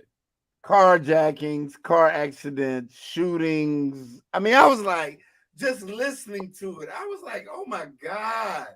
This is why I left, because I don't even watch TV. For 3 years, I never turned my TV on. I don't think you need it, you know, because I mean, public television, you know, it's all sponsored. So everybody, the only reason why you're watching is because somebody wants you to buy their shit, right? Exactly. You know, so it's all about sales. Everyone's trying to sell you something, and even the TV shows themselves are trying to sell you ideas. You know, they're I mean, I've been noticing that quite a bit. You know, like even like on like I stopped watching public television. Like I only watch like Netflix and sometimes HBO and Amazon. But even then, you can start seeing some of the movies they make these days, and they're just like hammering and shoving this woke agenda down your throat. I You can't know, where stand that word. I can't stand it. I haven't owned regular TV in 12 years. Peace of mind. Peace of mind is priceless, Daniel. Can't, yeah, do not go talking politics in other people's country. Who goes to another country? It's like, oh, they think, yeah, dude, you're going to get banned. You're going to get deported. You hear the TV is like, what? Yeah, WTF after 3 weeks. Yeah, dude, do not come to any country and get involved in their crap. You're a guest there, leave. That's what well, here's something that I noticed about Asia. You know, from like visiting Vietnam and Thailand, is that what I seem to notice is that you're going to end up following the rules one way or another. Right? Like you don't have to agree with the rules. You don't have to think that they're fair, but it doesn't matter. There's no point in arguing about what you're going to end up doing anyways. All right, You're not. because Yeah. You're not gonna win that battle. yeah, there's no point because you're either going to follow the rules and they're going to be nice to you, or you're not going to follow the rules and they're going to follow the rules and throw your ass in jail, which is not going to be fun. Or they're going to shake you down. It's going to cost you a lot of money and it will not be worth it. Hey, Right? Rice Pat, there were two guys at a bar. This is about 3 years ago. Canadian guy, Malaysian guy. They're about to get into this fight over something stupid. He said something to his wife, vice versa, whatever. Mm. I knew I noticed that Mama San behind the bar was about to call the cops. So I stepped between them because I knew one of them. And I said, look, man, just let it go, bro. Just let it go. I mean, it's not that important. She called the cops. Let me show you how they police here in Cambodia, at least in Siem Reap. Let me show you how they police. All Two right. policemen walked in. One had a GoPro with him, right? He had the GoPro. The other one walked in. He said, look, you want to fight him? You want to fight him? He said, the first one that throws a punch, if both of y'all throw a punch, is going to be $3,000 a piece. And then I'm going to take you both to jail, and then you're going to be deported. He said, do we have any problem? They said, no, man. They shook hands and kept it moving. Yeah. That's how they police. They're going to shake you down. They're going to get that money, or they're going to hold you in a holding facility until you go, Rubber Band Man just joined. Hey, what's up? What's up, brothers? What's up? What's going What's on? going on? Pooh What's up, Man, it's a good thing. TV is about political mental perversion, which includes, there's a reason why they show it. And Pooh Man said he hasn't had cable for 7 to 10 years. I just have this Amazon Fire Stick. And if I'm not watching a movie, I got like Plex TV, which has all the new movies on it. I got an account with my friend. And I got like Paramount because it had the Masters. I get like Peacock because I can watch golf tournaments and Yeah. and during college football season, you can live stream NCAA games right on YouTube. You don't even need anything. But that's about it. But going back to watching the news again, man, was depressing. I should have never done it, Rubber Band. I was sitting there watching the news, man, and I don't know how I got caught up, but it was mass shooting after robbery, after natural disaster, after indictment. And I was like, you know what? I got to turn this off. There's a reason why I oh left. man. Well, No, no, it's man. not worth it. You feel like you got to take a shower after you watch the news. Hey, you know what? I got Sling TV, and I pretty much I pay about $50 a month, and I pretty much don't get no local news. You know, if I do get local news, I go to YouTube and type in my local news channel to find out what's going on. I tend to, and matter of fact, I don't even watch Sling TV that much. I only watch it, like I said, for college basketball, college football, and like let's say for the soccer Premier League. You know what I'm saying? On the Premier League, you know what I'm saying, that comes on NBC. I pretty much have that. And on that, I got a Fire TV, man. I pretty much stream everything, man. So I can, if I feel like cancel it, I'll cancel when I feel like cancel it. I mean, like I told Don Pablo on his channel, man, this is the age of decentralization. The power is in the hand of the consumer. You know what I'm saying? And the power structure is trying to grab that power back, you know what I'm saying? But, we're in a whole different age right now. I mean, we can build right here on StreamYard. We can the network on StreamYard. We can do so much. I mean, like and you got your travel service. There's a sister. There's a brother from Alabama. He's married to a girl down in the DR. They got a travel service business. They promote that through YouTube. The economic stream is flat now. It's truly a competitive. It's truly what it's supposed to be in a capitalist system. It's supposed to be competition, and competition means you get the best service. But before the power structure, so we in the age of Pisces, which forms a circle. So everything was centralized. If you want the news, you had to go to the three big networks. Yeah, you don't ABC, have to do that anymore they at do it all. anymore. So now someone can have an iPhone and that matter of fact, a good example of that is that movie with Will Smith and Gene Hackman called Enemy of the State. You know what I'm saying? And Gene Hackman pretty much had to knock Will Smith upside the head and explain to Will Smith because Will Smith had been in the system for so long, he didn't understand that he basically was free. Even though he got in trouble with that indictment, he was free from the Gene Hackman explained. He said, "Look, man, they're the government. You know what I'm saying? They got to move hell and earth. You know what I'm saying? Just to move 1 inch. You know what I'm saying? It's just you and me, so we can move faster." Yeah, I just think I mean there are people out there that are getting themselves caught up. I was watching another live stream earlier today when they were talking about how now the IRS is coming for people. They're just not coming for people about these shady PPP loans. Mm-hmm. They did. The reckoning is coming. They're also coming at people for the revenue that they're making off streaming, which I think is really greedy because, you know, Well, you got to remember this too. yeah, I don't know how you guys, but I've been listening to a lot of the dumb Patriot groups, and this one is on Rumble called X-22 Report, and the research because I go back and I follow the research, and the research is thorough.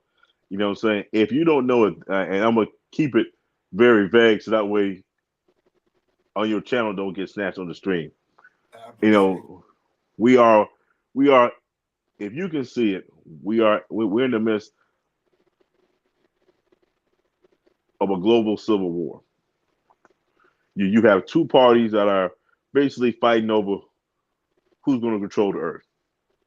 Are we going to go into the age of Pisces, which we are supposed to receive the blessings from the Most High and new technology, new ways of medicine, a new way of moving, or this other group that wants to drag everybody back to so, I don't know why they do it, but they think they can drag us back into the age of Pisces. But right now we're in the age of Aquarius, and right now what you're seeing is a war play out.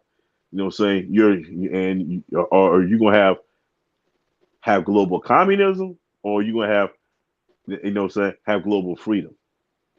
And right now you have individuals that don't like that you have freedom. I mean, like right now we got Bitcoin, Ethereum. This stuff came out of nowhere, and it's challenging. It is forcing the monetary system to correct itself. Uh, you got states in the U.S. I mean, not always bad. You just got to do research. You got states that are going I back. don't know enough about it to have ever come up. Maybe you guys here. I've never known enough about It's like all right. the whole Okay. digital All right. currency I to make put it like this. All right. yes. We're going to the age of Aquarius. That is a man pouring out water. That's pouring out information. All right. Look at Bitcoin as gold and look at Ethereum as silver. All right. Ethereum is digital silver and Bitcoin is digital gold. All right. That's in a cyber world. Okay. With digital currency, you know what I'm saying? You Ed can you basically become the bank. Matter of fact, there was a TV show that came on right before the writer strike about 5 years ago called Dirty Sexy Money. And whoever wrote that show dropped the jewel in that show. And I mean, they really dropped the jewel, and I don't think they intended for everybody to see it. But I'll make a long story short. This guy who was his father got killed, so the father was the accountant, the chief accountant for this billionaire. All right, and the father kids were all f ups, and so he sort of raised his accountant son as a surrogate son. All right, once he came of age from the law school, accounting school, he brought him into the family empire. So the butler takes him to the safe, and the safe has gold, silver, gold backs, all kind of stuff in there.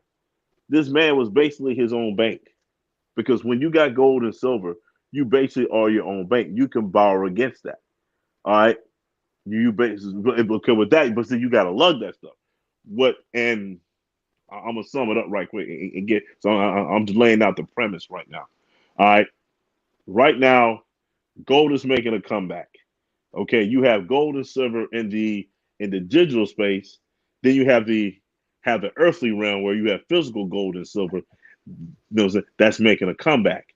You got states like got Utah, Vermont. You know what I'm saying? They're making gold as legal tender, so they go into the gold back. So if you go to any mint company where you buy gold and silver coins, you can buy gold backs. The next thing that's coming is silverbacks. That's coming next. You know what I'm saying? In these countries, you got Russia going to go, China's going to go, India's going to go. A lot of people are not going to take on the central bank digital currency. That's why they're trying to get people trapped back into the system. So right now, when you get like for example, I got a Ledger, a thumb drive. I have my Bitcoin and Ethereum on that. I'm basically the bank. I'm carrying my money with me. It's not in the centralized system. And the age that we're already into, this is where the power is in the consumer. Ed can start a YouTube channel, you know what I'm saying, and Ed can report news in Cambodia. Ed can do tourism. I mean, you got people like the videos you do when you're walking through those temples, man. And when I zoom in on that, I actually sent it to my buddy out in California. You know what I'm saying? He passed his buddy. So now people can, the people are, you know what I'm saying, that's the purpose of the internet. The internet has decentralized everything now. Now that you got multiple businesses you can start, you know what I'm saying, and other you can do, and now the power structure is trying to reel it back. That's why there's a global war going on what direction this planet is going to go. Or are we going to go fully step into the age of Aquarius, where the individual has the power, but we still have community? Got to have that balance. Or we'll go back to the age of Pisces. You're trying to drag us back into that age of Pisces mindset where you have feudalism, because that's what communism is. Communism is a form of feudalism where you have the have and the have nots. I feel you, man. Ed, you muted. Ed, you muted. No. So basically, the central banking system has no real control over cryptocurrency. Nah, what they're trying? Hey, no, Asian brother, you about to say something? Yeah, I actually, I mean, one of my main assets actually pays me in cryptocurrency, and it doesn't. I mean, unless I actually like bring that to my bank in the U.S., I mean, it doesn't even get tracked. Yeah, So exactly. Yeah, yeah, I exactly. mean, I have it go through an LLC in Belize that has 1% tax rate. So Oh, you know about those offshore bank accounts? yeah, well, I mean, Yeah. one of the things that I'm setting up is that I have various assets that pay me money every month. And so what I do is I'm going to have like either a trust and or a holding company that Yeah. owns these assets, and then I'm going to pay my expenses. Before taxes. You have an LLC, you get to pay your expenses. My light bill, my rent, all of this stuff, my car, and I'm going to expense all those things out, and then whatever I have left over is going to be profit, which I will pay as a management or consulting fee to my other LLC down in Belize. There you go. Which I will pay 1% on. Okay, all right, I'll take it, and therefore the American LLC shows no profits. Therefore, I pay no taxes. Yeah, I might pay myself like $20,000 a year and pay taxes on that just to keep them happy. Like me, I got an LLC here. I keep that for the purpose because even though I have a job and I have a business, my business with my partners, we just thought we have any money. But I DoorDash and I do contract work, done delivery services on the side. So therefore, when they pay me, they cut that to my LLC.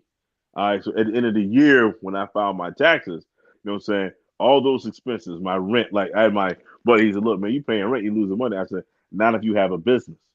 Yeah. Not if Yeah, you hit this is it. something that you guys need to pay attention to is that when you have an LLC or a corporation, okay? When you have a job, it's the opposite, okay? You pay all your taxes first and then you pay all your bills after with whatever's left, okay? Right. When you have a corporation or an LLC, all right, you get to pay all your expenses first, okay? And then you pay your taxes on whatever's left. Okay, that so like if I want to take Ed out to lunch and I want to bring Rubber Band Man with us, okay, and we talk about Yeah. business once, even once, okay, I get to write off the whole goddamn thing, okay. It's a business meal. So yeah, Yeah. pay attention to these things. Rich people have been doing this for centuries, okay. Now it's time for us to do the same shit. Yeah, like matter of fact, I don't know if you remember this thing that went down with AMC last year. AMC and GameStop. All right, I know that these group of kids called Wall Street Vets. They're on. God, man, I forgot. Uh, they're on Wall Street Bet. Wall Street Bet is on this app, man. I forgot the name of this app. Called Reddit. It's called Reddit. All right, so you know what I'm saying? They're on Reddit, but these kids are everywhere. They're in India. They're in China. They're in the U.S. They're in South America. They're globally across the planet. And when these two hedge funds were trying to short these two companies, they call it vulture capitalism, the vulture hedge funds. They were trying to short the two companies and bankrupt them. These kids across the planet, from every country, just about every country, pulled their money together and actually started buying the stock. Now, I got in late, so I made a little change on it. Little change, won a lot. I made about $500-$600. I got in late, but what happened was they got in there and they wrecked the whole system. I'm talking about they drove the stock up so high. You know what I'm saying? I mean, you had one kid put in $2,000 and he took his whole financial aid check. He put like $7,000 in it, walked away with 250 grand. You know what I'm saying? It got so bad that you know what I'm saying that the powers that be in the financial system in New York City made them shut the website down, made them shut down Robinhood. They shut down Robinhood. They literally had them stop trading because they drove one hedge fund had to go into bankruptcy. Yeah, that was a GameStop thing, right? Yeah, games on Yeah, AMC. I loved watching that was just like, oh yeah, you feel that. Yes. The advice and encouragement, man. Good to see you. These brothers are dropping some gems. I mean, the thing is like I've always promoted, man, is that's why when I made the video earlier about when I was on Razor Razor's live, and that gentleman that we all know of had a surrogate, you know, I'm not a very I'm more spiritual than religious, but my grandmother used to always tell me that the devil peeks into your future and he can see what's coming your way. And he'll turn around and throw objects in your way, obstacles to get you distracted from what you should focus on. Right? I see a lot of that on YouTube. This whole thing that went on with Just Pearly things that's been dragging on for going on 2 months now is absolutely ridiculous. But now you got people going back and forth with each other, personalities, calling names. He slept with that person. I mean, I don't give a damn about none of that. All Yeah, right? that's kind of turned into gossip. Yeah. It turned into a goddamn soap opera, is what it is. YouTube soap opera.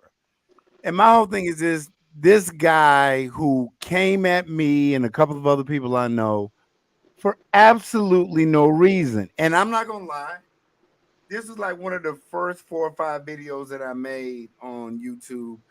I responded directly to him, and then after I did it, I thought about it. I said, why are you majoring in such a minor person? Why are you Yeah. taking all your time to create this damn video for this dude that, and then as the channel passes 3,000, then I hear from him. And then, all of a sudden I go to my man Razor Rays because collaborations are how you make it, right? That's how everybody grows collectively. But for me, the caveat is the person I collaborate with has to also espouse and display the same views that I do. You understand what I'm saying? I'm not Yeah, gonna absolutely. collaborate with somebody that I think I don't like their platform. I don't like what they say, just for the hell of collaborating. But there was No, a that's young not what it is. lady. Yeah, no, it's bullshit. So there was a young lady on there that's very popular on his stream, and you know how she side eye digging at me, right? And I called her out. But anyway, so when I made that video, I was like, you know what, dude? Someone asked me one day, like, hey, why'd you make the video about the alpha wolf, the alpha male? I made that video maybe about a month ago. They said, what does it have to do with travel? I said, well, it has more to do with I'm hearing these terms in this YouTube space. Everybody says alpha, alpha, alpha, Hmm. right?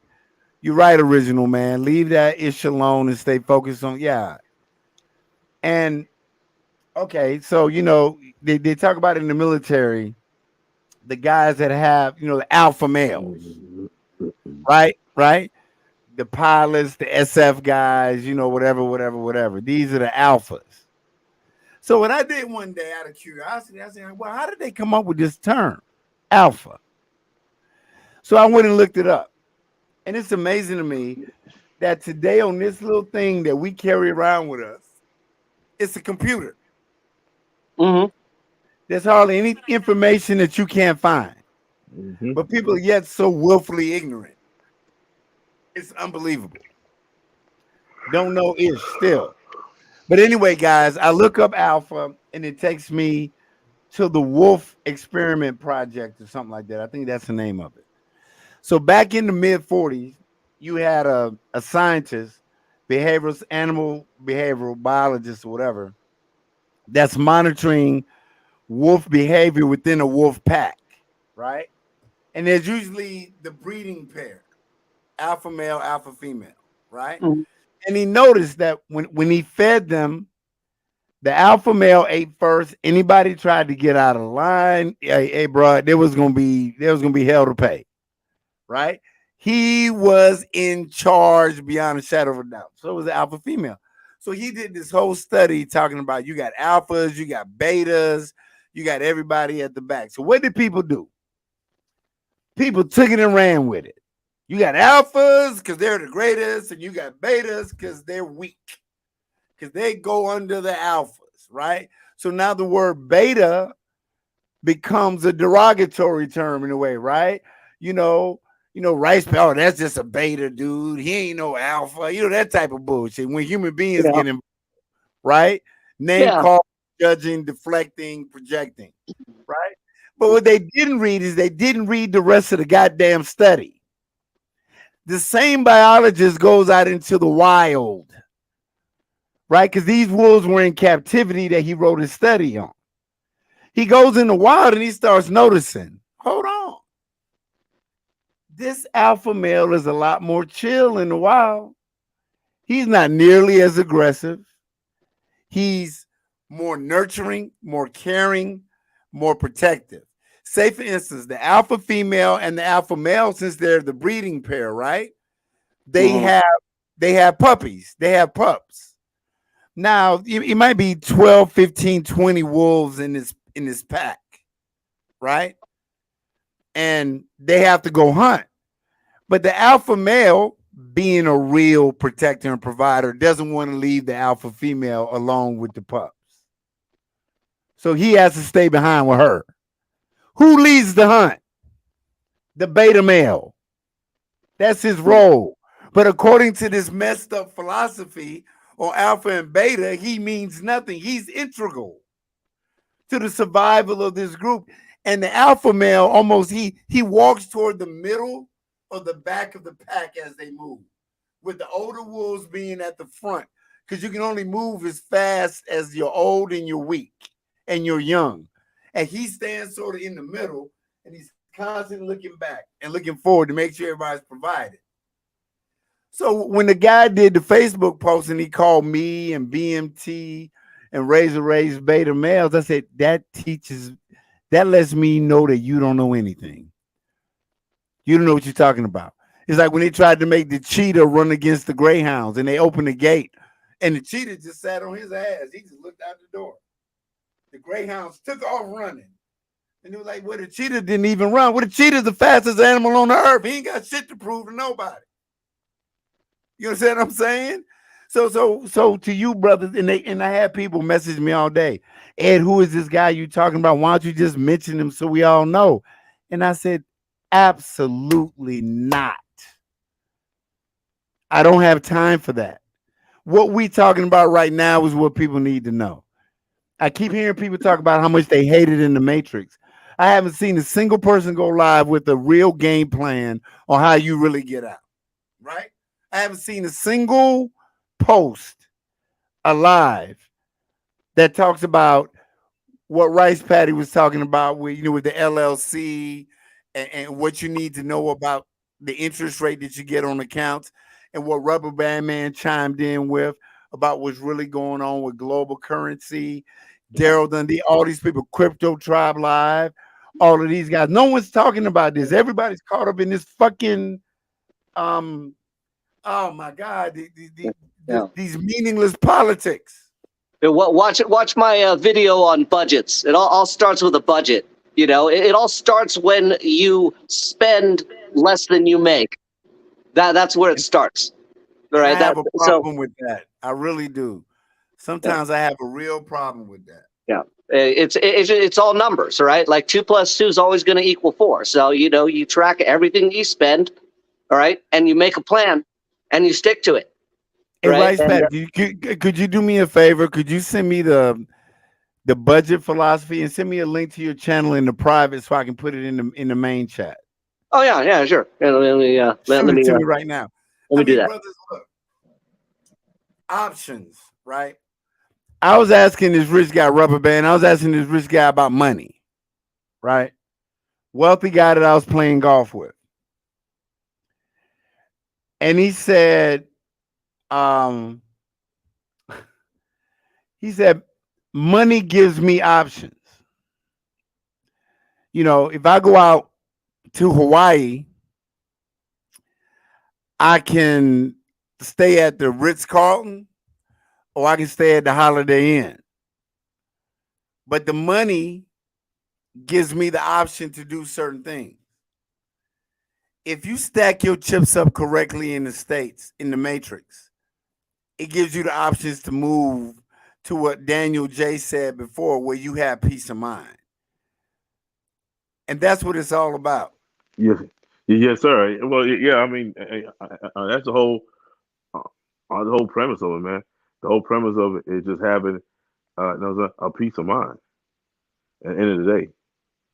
You know what I'm saying?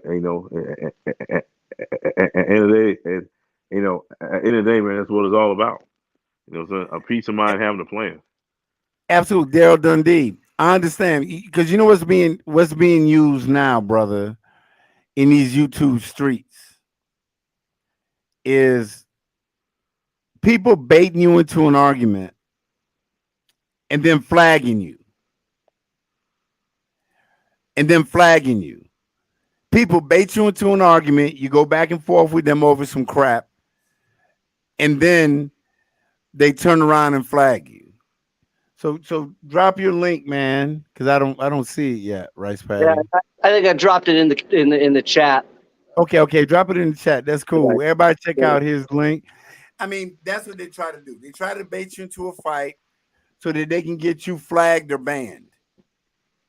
You see what I'm saying? And that's why, for me, I don't even engage them. I don't say their names. I tag them in the post, but I don't say their names.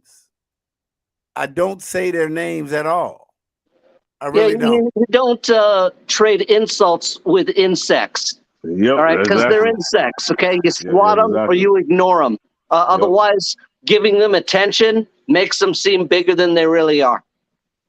Exactly. Right. I like that. Like they're tiny people doing tiny things. Like, ignore them and go back to your exceptional life.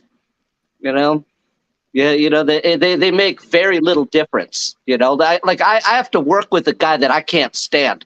This guy and I, we hate each other, and like 3 days a week, I got to work next to this guy for like hours at a time. We hate each other, all right. But like when I think about it, like it doesn't matter, right? Like I'm still getting paid, all right. Like not pushing back on him and starting crap with him. Like I've checked my manhood. It's not any smaller at the end of the night. All right. Like he's a very small part of my life. So, you don't need to let people get to you. You know what I mean? Live an exceptional life and be secure in that because that's your strength. You know, Yeah, that's how you want to get revenge on them. Just live well. All right. be They hate that shit. successful. That's what they hate the most is to be successful. I mean, for me, it's like, why am I going to exude so much effort toward, it's almost like when, the big thing now, um, when it comes to the ladies of the community, the ones that come after me because of what I say about the black women's eviction rate, which Mm. again, what did I say? At Ed Travels is not about feelings, it's about facts. And those are the facts. Those are undisputable, empirical evidence that you're leading the nation. And they got so mad at me. And I said, hey, listen, do you think every night that I want to go to bed knowing that my sisters are being put out on the street? Absolutely not. Do you think that that brings me joy? Do you think that I'm the type of dirtbag that's sitting around popping bottles to single women and their children being being out on the street? No, I don't Of course celebrate not. that. Yeah, you know? I said, but my thing is that I love you enough to tell you, own your role in it. Because giving you more money to get a new place without teaching you how to be financially literate and responsible does no good. Because you're Yeah. going to be right back out there again. That's the part that people don't want to do these days, Rice Patty. They don't want to take accountability for their choices and their actions. The simps, and let me bring them up real quick. To all the mother god super simp chimp dudes that come at me about, well, you passport bros and you guys that talk about leaving are just weak guys that either can't get women here, which is so stupid, which can't get women here, or who are not man enough to, I guess, convert a woman in. I mean, They should have seen me in my 20s back when I was cute. Right? hey, dude, and I sit back and I tell them this, and I sit back, Ren with the $10 super chat. I really appreciate you, bro. Hey, not a problem, bro. You always here. Love it all the way. What? All right, Rubber Band. Big shout out, man. Big shout out to Ren for the $10 super chat. I appreciate it. It's. I've gotten to the point now where I'm not converting nobody. I'm not begging nobody, especially a woman.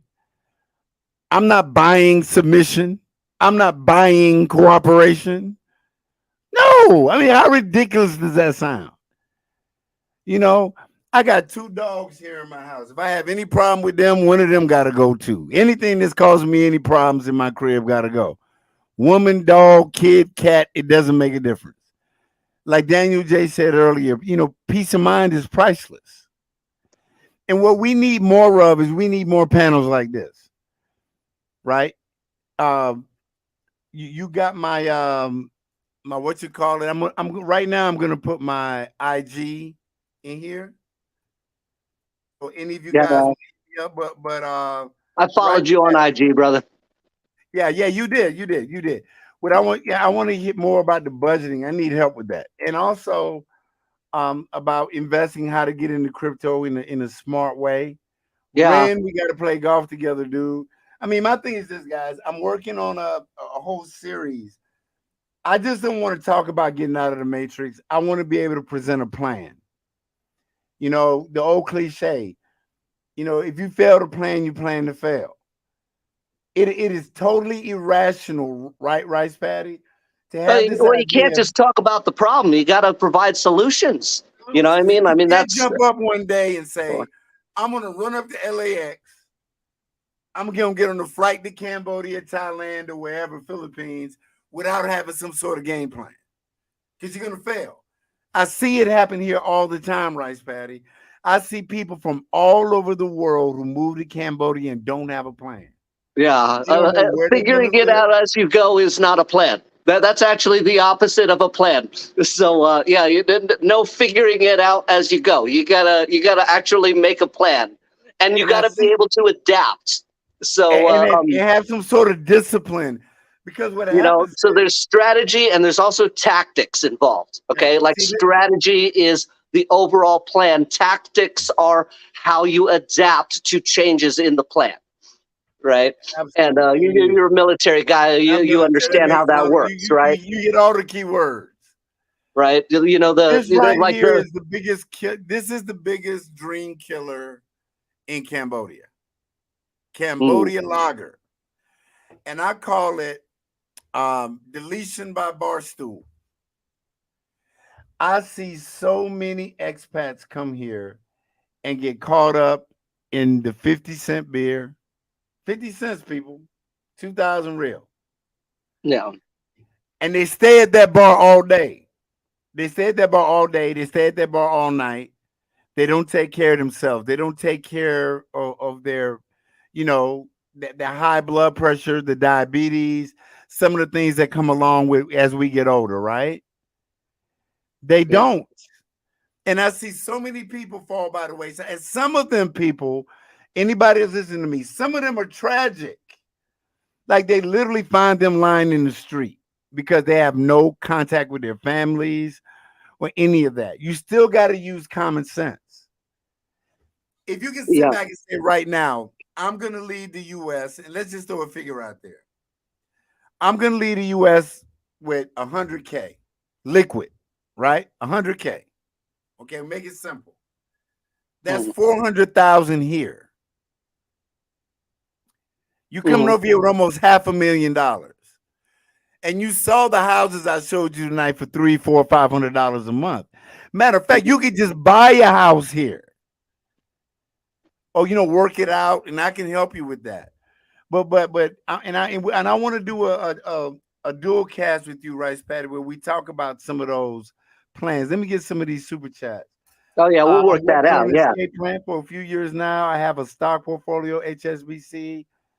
I'd love to be in that position too. I really would, because I'm not into Bitcoin right now. Yeah. They are ones who make decisions that affect themselves. Men don't cause those problems, but they hate seeing other men discover peace, not drama, and the choice not to partake in such behavior. I want to see you happy. I gain nothing by seeing you struggle at all. And if it's me simply saying, hey guys, this is where I live, this is how I did it, you can do the same, even if it's not here. Thailand might be the place for you. The Philippines might be the place for you. But if the U.S. isn't, don't complain about it. Do something about it. Yeah. All right. Well, it's all about delayed gratification, guys. Yeah. You have to give up some of the things that you want right now for everything that you're going to want later.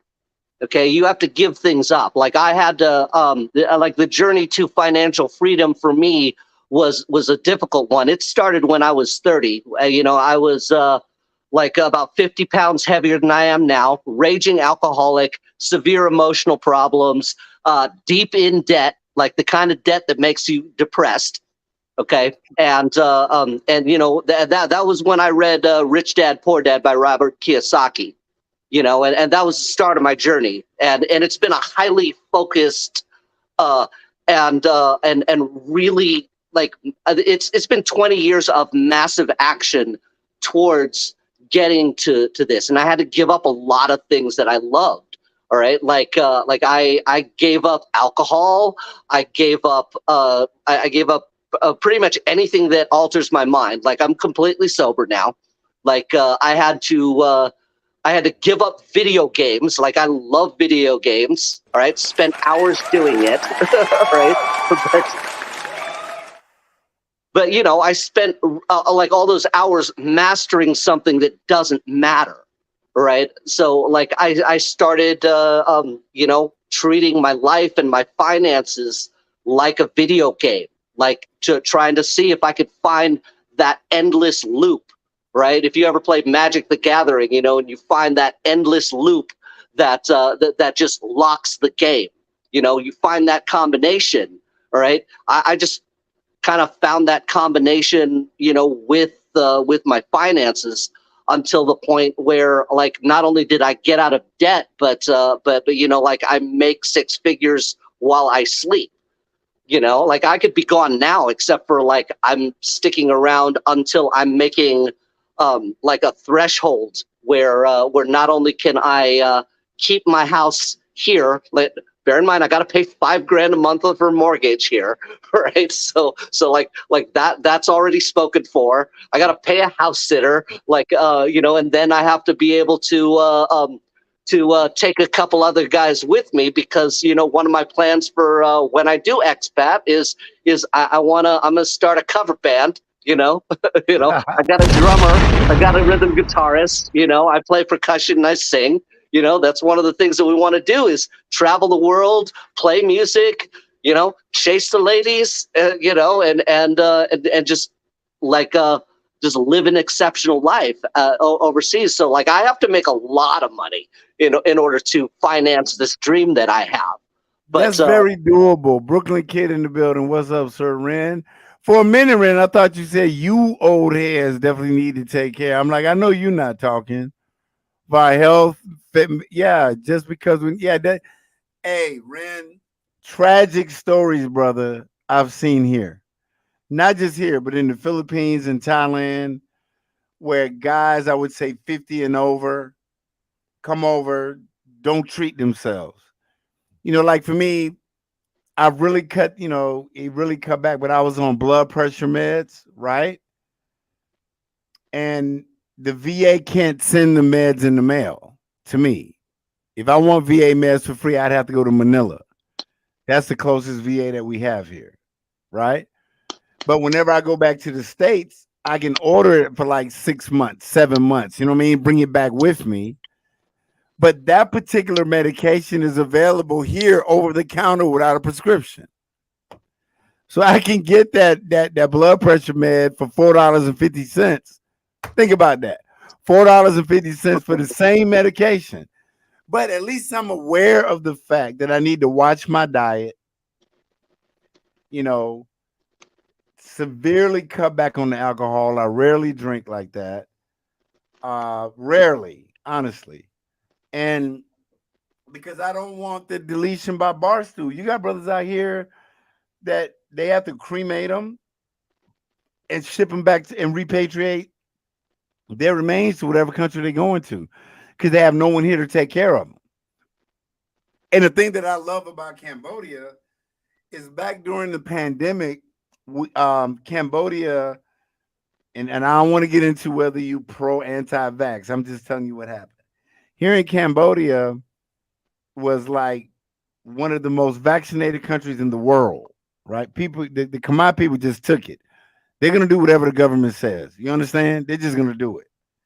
But Thailand was charging expats for vaccines, but Cambodia just said register at the courthouse, get a piece of paper, show up at the regional hospital, and if you're an expat with your passport, you get a free vaccine. That's when I saw expats in Siem Reap I had never seen before in my 5 years of living here. And you know what I saw? I saw a lot of guys that were 70 and over, 75, 80 years old with a Khmer caregiver. They had a Khmer lady that was probably in her late 30s or 40s that took care of this cat. You know what I'm saying? She took care of his every need, cook, clean, hospital, the whole deal. And this dude just looked at me. He said, man, I took my retirement. I took my little money that I get. And he said, I left the U.S. and rather than me being in a nursing home, I got hurt. She waits on me hand and foot. Like, hell yeah. Attentive. She was there for him. Everything that he needed. Cook, clean, and I thought to myself, because that's one thing, you know what, our rice paddy, they don't have here. They don't have retirement homes here in Cambodia. Mm. They don't. I've seen the retirement homes, man. The conditions, like even some of the good ones. All right, like those people are miserable. I never saw anybody happy in those things, man. My people never put their family. My lady's mother-in-law, she can't even walk anymore. Every time they come to my house, there's somebody there full time to go pick her up out of the car. I mean, she's with us. You understand what I'm saying? She's with us, and the entire family takes care of her. And we'll talk about it offline. But what we have here in Siem Reap is we have a lot of hotels that didn't make it back after the pandemic, right? So let me talk about, for instance, I'll give you an example of Rice Paddy. Right up the street from me, there's a 30, no, I think it's a 20 bedroom like guest house, right? Mm-hmm. Has a pool, nice parking lot, the whole deal. It has nothing but weeds growing up through it. They want something like 450 grand for it, but it rents for 2,000 a month. 1,500 to 2,000 a month. Yeah, to rent it, the whole thing, all 20 bedrooms. Yeah. So basically you could just for $2,000 a month. Yeah. So how much do you think you can rent a room for if you fix the place up? Let's say you got 20 rooms and you're gonna fix it up. You can say anywhere from 250 to 400, depending on the size of the room. If it's a 1 bedroom, I say 250. All right, we'll be conservative and say $300 a room. $300 a room times 20 rooms with a full kitchen and bar downstairs. So $6,000 a month gross. Like maybe let's be conservative and you say you pay $1,000 a month for maintenance. Yeah. On the place, and you're then you're netting $3,000 a month. Yeah. Around there. Can you live with that, guys? Right? Like maybe you. Yeah, the building is sitting there right now. If I were to call IPS and say, "Hey, man, how much is that building?" and they sit back and say, "Okay, it's $2,000." I said, "Well, right now nobody's got it. Can I get it for 1,500? Can I get because if you can either get 1,500 or you can get nothing, because that's what you're getting now. But it's like, can I make that market to say your retirement age, if you don't have a family or you got the means, come live here for 300 a month. Yeah. Right? So like any of you guys interested in moving to Cambodia, living in one of these rooms for free and managing the place? That's it. Right? My buddies have a just place down here called the Grange Hotel. I was just with Paul and them the other night over at Charms Bar. This guy, he's part owner of a motorcycle repair shop. They do painting and all of that. Yeah. But now he has his own, him and 4 of his buddies have their own 40-room hotel that they pay about $2,500 a month. With a pool, staff, they hire a GM. And what did we say the annual, what did I say? The monthly rent was $160 a month for the staff. Mm-hmm. You don't need a lot of staff for the kitchen. Granted, you're going to have to, and I got all that covered, through the real estate company. What you basically do is that a Khmer person at that real estate company leases the place for you. Right? Okay. Yeah. Okay, because you're a foreigner, can't go to you. Mm-hmm. And then what you do is you guys do like an addendum. You do another contract for 99 years or however long you want, where he can't resell it, he can't release it without your permission. So it's basically your place. You know what I mean? You can do it through them, or you can get your own lawyer if you're willing to pay enough money to work out like a sublease. Yeah, But you you know, know who I you're paying the rent. I mean, brothers, those are the type of things that I love talking about when it comes to this travel thing, because this is the time here now, not just here, but in Vietnam, Thailand is a little different animal, people, because the Russians, the Chinese, they're already on it in Thailand. You know, here in Siem Reap, let me give you an idea of what happened here. We have Siem Reap International Airport, which is about 20 minutes from my house. It's right here. And I loved it because every time I land at the airport, I'm 15 minutes from my house. I'm 20 minutes from downtown Siem Reap. But I think the largest plane that can land at that airport is like an Airbus 320, you know, the A320 is the biggest one. So about 50 kilometers outside the city, they building a new international airport. 50 kilometers Mm, that can interesting. take the big boys, that can land Mm, Chinese. You didn't hear that. yeah. Chinese people. That's what it's for. But they So, so but the so time to get a hold of those rental properties is right now, yeah, right? because You I get a hold of asked it now. when I did my live, Sim's family lives about 25 kilometers. So they live about 25 kilometers. The airport is 50, they live 25. So they live on the way. And her brother took me out there before, you know, took me out to see the new airport. It's massive. So I said, well, that takes a tuk-tuk out of play.